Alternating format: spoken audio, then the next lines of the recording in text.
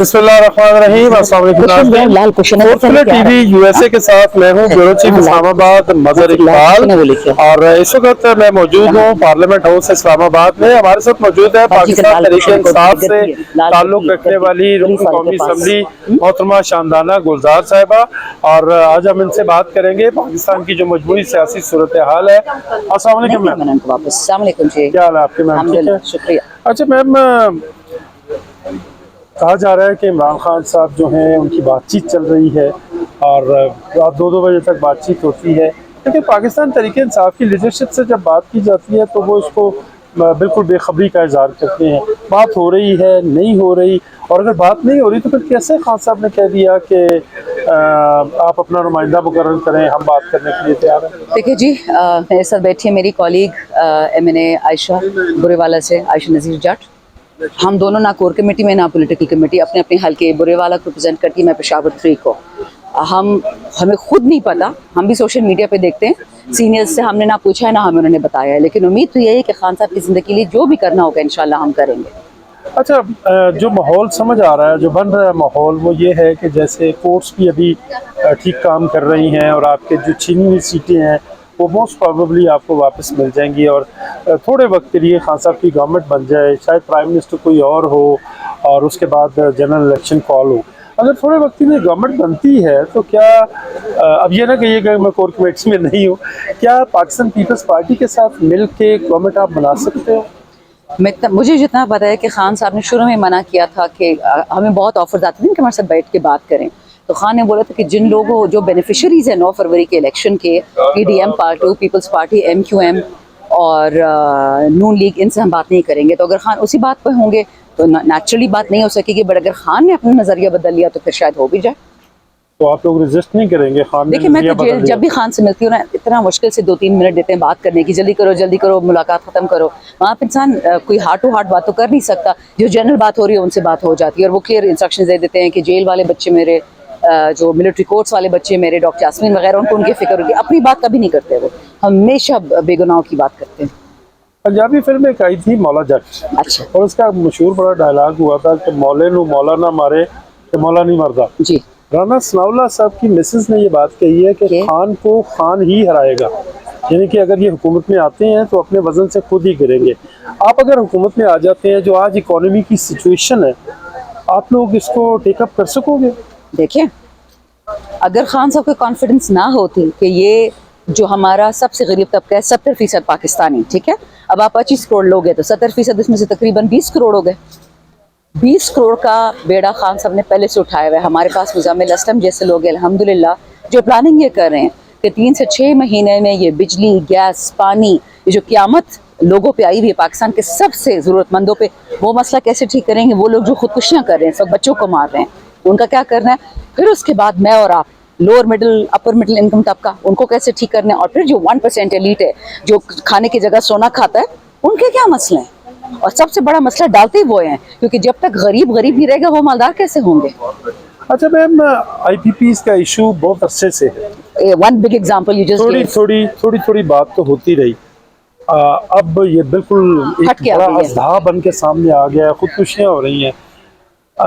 मैं बड़े सॉफ्टली अंदाज में पूछना चाहूँगा कि आप लोग भी 3 साल हुकूमत में रहे, आपको रिविज़िट करने का ख्याल क्यों नहीं आया? ये मौदे मनसूख करने का ख्याल क्यों नहीं आया? खैबर पख्तूनख्वा उसमें डे बिफोर यस्टरडे एक प्रेस कॉन्फ्रेंस में शबीर फराज साहब ने कहा कि ये मौदे जो हैं ख़त्म होने चाहिए, ये कुछ सहीफ़ा तो नहीं है। तो आप नहीं समझते कि आपसे वो भूल हो गई? नहीं, देखें, आप जब सॉवरेन कॉन्ट्रैक्ट्स करते हैं ना, उनको ICSID जिसे कहते हैं, इंटरनेशनल कोर्ट ऑफ आर्बिट्रेशन, उसको गवर्न करती है। ये 14 में हुए थे और 24 में ख़त्म होने हैं। अगर 24 में हमारी हुकूमत आती है तो इंशाल्लाह सारे ख़त्म हो जाएंगे। इसलिए तो नहीं चाहते कि खाना ये 10 साल और चले। क्यों? IPPs या नवाज शरीफ के हैं, या जरदारी के हैं, ये बाकी चोरों के हैं, चीनी वाला, फलाने वाला, डाके वाला, कपड़े वाला, उन्हीं के IPPs हैं। बिजली नहीं बनाते बट पैसे हमसे वसूल करें डॉलर्स में। मुझे ये बताएं, 2014 में जब इन शरीफ चोरों की हुकूमत थी, इनको किस आपने इजाज़त दी थी कि डॉलर में कॉन्ट्रैक्ट नेगोशिएट करो? आपने इजाज़त दी थी कि कैपेसिटी पेमेंट नेगोशिएट करो? मैंने तो नहीं दी थी। तो ये 2024 में ख़त्म होने चाहिए। हमने इतना कर लिया था 3 साल पहले कि हमने कीमत डॉलर की कैप कर दी थी 148 रुपए पे, क्योंकि उस वक्त हम इसको तोड़ नहीं सकते थे। और ज़्यादा महंगी, बिल्कुल 280 पे हो जाती। देखें, ये तो पाकिस्तान को गरीब, अगर आप समझते हैं कि 76 साल में पाकिस्तान गलती से गरीब हुआ है, मैं तो सिर्फ इकोनॉमी की स्टूडेंट हूँ, आपको गरीब इसलिए गरीब रखा जाता है कि इनको एक तबका चाहिए जो मुतवसत हो, छोटा सा, फिर एक गरीब बड़ा सा तबका, हमारे ड्राइवर का बेटा ड्राइवर हो, नौकर का बेटा नौकर हो, कुक का बेटा कुक हो, ताकि ये लोग एयरमैन का बेटा एयरमैन हो, एयर चीफ ना बने। ये तो गेम कब से चल रही है? जो 76 साल पहले जो अंग्रेज यहाँ से गया था वो नहीं गया, वो इधर ही बैठा हुआ है। अच्छा मैम, थोड़ा सा हार्ड क्वेश्चन है। अब तक कौन सा आसान था जब हार्ड पूछेंगे? अच्छा मैम, आप समझती हैं कि आज की जो एस्टेब्लिशमेंट है वो कंपैरेटिवली कमज़ोर हुई है पॉलिटिक्स में इन्वॉल्व होने के हवाले से, आप समझती हैं? नहीं, देखें, एस्टैब्लिशमेंट पहले है क्या, जरा इसको डिसाइड करते हैं। अच्छा मैम, थोड़ा सा हार्ड क्वेश्चन है। अब तक कौन सा आसान था जब हार्ड पूछेंगे? अच्छा मैम, आप समझती हैं कि आज की जो एस्टेब्लिशमेंट है वो कंपैरेटिवली कमज़ोर हुई है पॉलिटिक्स में इन्वॉल्व होने के हवाले से? जिन लोगों ने आपसे बांग्लादेश छुड़वाया वो इस्टेब्लिशमेंट है, वो कौन थे? ये वो लोग थे जो 70% कर्जे लेते थे, यानी सेठ लोग, और पैसा बेचारा बांग्लादेश बना रहा होता था। सारी आपकी इकोनॉमी ईस्ट और वेस्ट पाकिस्तान की 70% जूट पे थी, बांग्लादेश पे थी, दवाइयों पे थी, उनकी प्रोडक्शन पे थी। कर्जे यहाँ के सेठ लेते थे, माफ करवाते थे, तो पहली दफा ऐसा नहीं हुआ। वो लोग तंग आ गए कि मेहनत हम करें, पैसे आप खाएं। इस्टेब्लिशमेंट कौन है? आपका सेठ, आपका मीडिया, आपका मोटा मौलवी जो दूसरों से कहता है कि गुर्बत अच्छी है, लेकिन मीडिया भी एस्टेब्लिशमेंट है। बिल्कुल बिल्कुल। अच्छा। देखिए, एस्टेब्लिशमेंट के 6 हिस्से हैं: मौलवी, ब्यूरोक्रेसी, मीडिया, मौलवी, media, politicians, the military establishment जो पर्टिकुलर जो प्रोडक्शन करती है आर्म्स की, और छठा वाला ये आपका मौलवी साहब। ये 6 आपके ग्रुप्स हैं। इन्होंने पाकिस्तान को गरीब रखा हुआ है। जो 5%ers थे ना, अब इस साल ये 1%ers हो जाएंगे। इन्हीं की बच्चों में से पीएम आता है, इन्हीं बच्चों से सीएम जाता है। मेरा बच्चा या आपका बच्चा पीएम सीएम होने का सोच सकता है? एचएसएन जा सकते हैं? वो तो ख्वाब ही नहीं देख सकते एचएसएन का। येलो मॉडल स्कूल और ग्रीन मॉडल स्कूल यहाँ जाएगा। मैम, आप भी तो फिर फौज से बात कर रहे हैं ना? They are part and parcel of the establishment as you All of them are part of establishment। Okay. लेकिन लेकिन इसमें अगर आप फौज भी के तो लिए, मैं politician एक और से बात बात आपकी नहीं कर रही। नहीं, मैं आपको आपकी शो, अभी आपकी शो के तवज्जुह से बात बता दूं। जब अभी खान की नहीं हुई थी वोट ऑफ नो कॉन्फिडेंस, तो बहुत बड़ा तबका एक बिजनेस का जो ईयू और यूएस एक्सपोर्ट करता है, उनकी जान निकली हुई थी एब्सोल्युटली नॉट के बाद, विच वाज जून जुलाई 2021। ये गए जनरल बाजवा के साथ बैठे कि सर, एक बंदा तुम्हारा बेड़ा गर्क कर देगा, हमारी तो एक्सपोर्ट ही 30% यूरोप है, 30% एक्सपोर्ट हमारी अमेरिका, अगर वो नाराज हो गए ये चला जाए खैर है, लेकिन एक्सपोर्ट ना जाए। इमरान खान गया इन मनूसों के कहने पे, एक्सपोर्ट्स देके कहाँ प्लामेट किए, इन्वेस्टमेंट कहाँ गई है। इनका ख्याल था कि इमरान खान जाने से अमेरिका इन पे डॉलर बरसाएगा। इनको पता ही नहीं है, हिस्ट्री नहीं पढ़ी। अमेरिका ने 2 रुपए आपको नहीं देने, वो आपको चैरिटी देते हैं, इन्वेस्टमेंट नहीं देते। वो आपको हथियार देते हैं, इन्वेस्टमेंट नहीं देते। इन्वेस्टमेंट वो इसराइल को देते हैं, ताइवान को देते हैं, इंडिया को देते हैं। वो पागल है कि आपको गुलामी से निकालें। और हम भी माशाल्लाह बंदरों की ताली बजा रहे थे कि देखो जी 5 रुपए मिल गए, हा, इज्जत बन गई। अच्छा ma'am, as you are from Khyber Pakhtunkhwa, वैसे तो आप पाकिस्तान से हैं लेकिन स्पेसिफिकली आप खैबर पख्तूनख्वा से हैं, एक बड़ी डेवलपमेंट देखने में आई है आपकी हुकूमत जाने के बाद कि आपके जो बड़े सियासी मुखालिफ मौलाना फजलुर रहमान थे, अब आप उनके साथ नेगोशिएट कर रहे हैं, और उन्होंने गुज़श्ता रोज़ी एक अजीबो गरीब सा काम किया है जो लेजिस्लेशन असम्बली में हुई और वो कायमा कमेटी में वापस गई। उनके बंदे ने वोटिंग पे एब्सटेन किया, हालांकि अगर वो वोट कर देता है लेजिस्लेशन के खिलाफ तो सिचुएशन डिफरेंट हो सकती थी। As Shandana Gulzar, I am not talking about the party policy, as Shandana Gulzar, आप समझती हैं कि मौलाना फजलुर रहमान के साथ आपका सियासी सफ़र काफ़ी आगे तक जा सकता है? मुश्किल है जी, नज़रिए बहुत फ़र्क है। हमारा तो इस वक्त जो समझौता हुआ है वो फॉर्म 45 पे है, लेकिन उससे ज़्यादा मुश्किल है जी। मैं बट आज शानदाना पीटीआई का मैं नहीं कह सकती हूँ, क्योंकि मैं इसको नेगोशिएटिंग कमेटी में हुई नहीं। मुझे नहीं लगता, क्योंकि मैं एक ख़ास नज़रिए के साथ बड़ी हुई हूँ, समझाया है, पढ़ा लिखे भी से हूँ, इनकी हुकूमतें फेल होती हुई देखी हैं, और अल्हम्दुलिल्लाह पीटीआई में 100 कमज़ोरियाँ होंगी, लेकिन हमारी हुकूमतें फेल कभी नहीं हुई। हम फॉल शॉर्ट हो सकते हैं, हम फेल नहीं हो सकते, क्योंकि हम खान के नज़रिए पे, पाकिस्तान के नज़रिए पे खड़े हैं। अच्छा ma'am, again hard question, Pakistan Tehreek Insaf ये समझती है कि मौजूदा जो आर्मी चीफ हैं उनका और इमरान खान साहब का आपस में कोई अना का टकराव है, कोई पर्सनल है, शायद लोग ये बात कर रहे हैं। आपकी हुकूमत आ जाती है और जितना आप पीटीआई में आपका असर और रसूख है, क्या आप मुझे ये बता सकती हैं कि आप अलाउ करेंगे army chief general Asim Munir को कि वो अपना टेन्योर पूरा करे, या दोबारा से कोई ऐसा इकदाम होगा जिस तरह वो DGISI थे और आपने हटा दिया उनको, क्या उनको करना चाहिए? देखिए, ये तो एक बहुत स्पेकुलेटिव से सवाल है, बट मैं फिर भी अपनी कोशिश के मुताबिक जवाब दूंगी, क्योंकि ये मेरी पे स्केल से बहुत ऊपर सवाल है। पहला देखिए, पीटीआई का काम क्या है कि आर्मी चीफ को लगाए या हटाए? हम तो हुकूमत नहीं है, हम तो अपोजिशन है। ठीक। दूसरी बात, जब लग रहे थे ये जनरल आसिम मुनीर, तो हमसे तो किसी ने नहीं पूछा था। खान बेचारा तो गवर्नमेंट में नहीं थे, इन लोगों ने खुद लगा लिया। तीसरा, ये तो नून लीग की पुरानी आदत है कि ये आर्मी चीफ से पंगा लेते हैं। खान तो सिलेक्टेड था जी, वो तो सबका प्यारा था, वो तो ऊपर से आसमान से आया था। हमने कब आर्मी चीफ की लगाने में या ना लगाने में ताखिर की? हाँ, अगर जनरल आसिम मुनीर की पोस्टिंग एक जगह से दूसरी हो जाती है क्योंकि आईएसआई प्राइम मिनिस्टर को रिपोर्ट करती, तो वहां तक तो समझ आती है। लेकिन ये जो बाकी सवाल है, अनफॉर्चुनेटली हम पे अप्लाई नहीं करते। व्हाई डू यू थिंक कि 3 साल ये खान को सिलेक्टेड कहते रहे? अब कौन सिलेक्टेड है? अब तो शर्म के मारे बोल ही नहीं सकते। इन केस आप पावर में आते हैं, जो कि आने जा रहे हैं, आई डोंट थिंक सवाल कभी उठेगा हमारे आने से। he will continue to live. I have no idea, but all I know is कि पीटीआई ने कभी भी फौज से पंगा नहीं लिया। 27 साल से हमारी सियासत देख लें। खान साहब के शौकत खानम जिन्होंने जिस दिन अनाउंस किया ना कि मैं पीटीआई बना रहा हूँ, अगले दिन सीएम शहबाज शरीफ के होते हुए शौकत खानम में बॉम्ब ब्लास्ट हुआ, 11 लोग शहीद हुए और कितने लोग जख्मी हुए।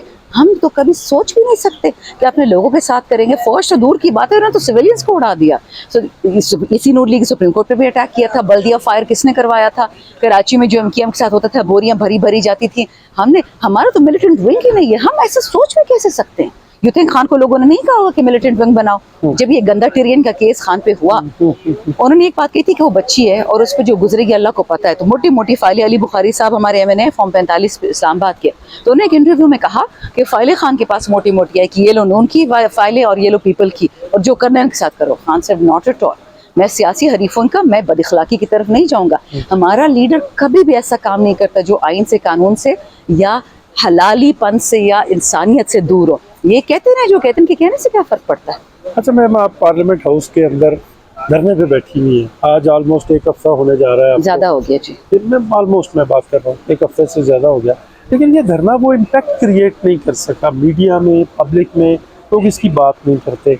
और उसकी एक ऑब्वियस वजह ये भी है, अब यहाँ हम बैठे हुए हैं, आप जैसे बड़े लोग तो यहाँ बैठे हैं, लेकिन पीटीआई की पूरी स्ट्रेंथ जो पार्लियामेंट में है वो यहाँ पे मौजूद नहीं है।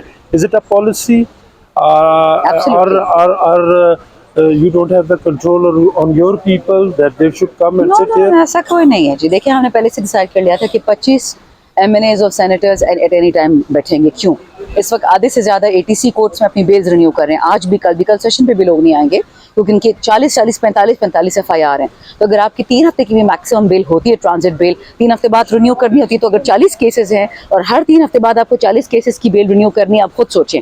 बिलाल भाई जिन्होंने ये स्टार्ट किया सारा सिस्टम, वो बेचारा पेशावर बैठा अपनी बेल रिन्यू करा रहा है। गुजरावाले का है लेकिन उधर क्या है। सरन जावेद केपी हाउस में बैठी हुई है, इंशाल्लाह बनेगी हमारी एमएनए। ये नादिया खटक बैठी है, वो आयशा बुरेवाला, ये सारे हम बैठे हुए हैं। सेनेटर्स की मीटिंग है, कुछ एमएनएस की मीटिंग है। हाजी इम्तियाज को उठा के ले गए, अमीर सुल्तान को उठा के ले गए, हमारे एमएनएज हैं। मौजम जतोई को, तो एक मसला तो हमारा नहीं है ना। वन लास्ट थिंग है, आपकी गवर्नमेंट आती है अगर, तो क्या ये जिन लोगों ने आपके साथ ज़्यादती की या बकौल आपके जुल्म किया, तशद्दुद किया, आपके लोगों को पकड़ा, मारा, जेलों में अभी बहुत से लोग, तो इनका ट्रायल करेंगे आप? इनको खान साहब काशवाद में तो जो बदले में बिलीव करते, हम तो जब गवर्नमेंट में तब जाते थे खान साल के एटीट्यूड पे कि किसी से ना बदला, किसी को ना डांट, हर वक्त माफ़ी तलाफी सूफियाना। हम कहते सर खुदा का वास्ता पीएम है, आप लोग निकले उस सूफियाना मोड से। नहीं, 10 से मस नहीं होते थे। नहीं, गुजारा करो, गुजारा करो। हम तो तब थे इन बातों पे। मैं खुद पार्लियामानी सेक्रेटरी कॉमर्स से जो मेरे डायरेक्ट गई अपने मिनिस्टर से, मैंने क्विट किया। मैं कहा सर ये क्या कर रहे हैं, हर दफा हर बात पे माफी देते हैं। हंसते थे, दरगुजर। आज वैसे ऐसे ही है। हाँ, एग्जैक्टली, मुझे बड़ा गुस्सा आता है। हाँ। दूसरी बात ये कि खान साहब ने तो खुद ही, मेरी पहली मुलाकात हुई थी खान साहब से 24 या 25 फरवरी को इलेक्शन के बाद। एंड मैंने खान से पूछा, मैंने कहा सर जो अली मोहम्मद कह रहा है, ये जो असद कैसर साहब कह रहे हैं कि हम रसूलुल्लाह अलैहि वसल्लम वाला फतेह मक्का मॉडल अप्लाई करेंगे, या साउथ अफ्रीका में जो ट्रूथ एंड रिकन्सिलिएशन था कि जिसमें माफ़ी तलाफ़ी होगी। मैंने कहा सर ये सच है? कहते हैं बिल्कुल सच है। तो ओके, मैंने ये भी पूछा सर से, मैंने कहा सर मुझे ये बताइए कि फिर जो कत्लेआम हुआ है, टांगे हमारे तोड़ी हैं, ये कुछ इसका क्या होगा? तो आगे से कहते हैं कि देखो फौज भी हमारी, पुलिस हमारी, शहदा भी मेरे, अवाम भी मेरी। मैंने कहा सर वही पुलिस जो हमारी टांगे तोड़ती है, वही जो हमें उठा के लेके जाते हैं। कहते बोल दिया ना मैंने। अपना वतन है, हमारा बाजवा से लड़ाई है, हमारे दारों से लड़ाई नहीं है। ये पता नहीं कल के उस स्टेटमेंट से लोग हैरान है। तो मैं 100 दफ़ा कह चुकी हूँ कि खान ने बोला कि we will not destroy our country, हमें दोबारा बांग्लादेश वाला सानेहा नहीं चाहिए, अपना मुल्क इकट्ठा रखना है। मैम हमारा जो चैनल है वो ओवरसीज़ में बहुत देखा जाता है, तो ओवरसीज़ को वोट का हक आप लोगों ने दिया, मौजूदा गवर्नमेंट ने आके वो वापस ले लिया। अब जो रेमिटेंसेस है वो भी नहीं आ रहे और ओवरसीज़ के पासपोर्ट्स मंसूख करने की धमकी भी दी गई। इस टीवी चैनल के तवज्जुह से आप ओवरसीज़ को क्या कहना चाहेंगे? वही बात जो मैं हर किसी को कहती हूँ कि जिस आदमी ने हमारे रसूलुल्लाह अलैहिस्सलाम सल्लल्लाहु अलैहि वसल्लम के बाद ला इलाहा इल्लल्लाह का मतलब सिखाया कि घबराना नहीं है, सजदा एक रब को करते हैं, रोजे भी उसके लिए रखते हैं, नमाजी भी, ज़कात भी, हज भी, तो फिर लोगों से क्या डरना? मौत तो एक दिन आनी है, डरना नहीं है। जो कर रहे हैं ठीक कर रहे हैं, खान के साथ खड़े रहें, क्योंकि खान वाहिद इस वक्त अलामत है पाकिस्तान की तबाही से बचत के लिए, और पाकिस्तान की बका और सालमियत के लिए। बच तो जाएगा पाकिस्तान, पर टुकड़े टुकड़े, हमें एक टुकड़ा चाहिए बस, नो मोर बांग्लादेश। नो मोर बांग्लादेश नहीं, ओवरसीज़ के साथ जो मैं उनकी भी ये कह रही, घबराना इन्होंने भी नहीं है। पासपोर्ट कैंसिल हो गया फिर बन जाएगा, आईडी कार्ड कैंसिल करते ना फिर बन जाएगा, डरना नहीं है। बहुत शुक्रिया मैम। अस्सलामुअलैकुम भाई, क्या हाल? जी नाज़रीन नाम आपने सुना देखा, मोहतरमा शामदाना गुलजार पाकिस्तान की सियासी सूरत हाल के हवाले से हमारे सवालात के जवाब दे रही थी, और कोशिश की हमने कि जो आपके सवालात हैं वो शामदाना साहिबा से पूछे जाए, और उन्होंने जवाब दिए। आपको ये कैसा लगा, फीडबैक जरूर दीजिएगा। अब तक के लिए इतना ही, अपना बहुत ख्याल रखिएगा और अपने इस TV channel fourth pillar TV USA का भी ख्याल रखिएगा। अल्लाह निगहबान।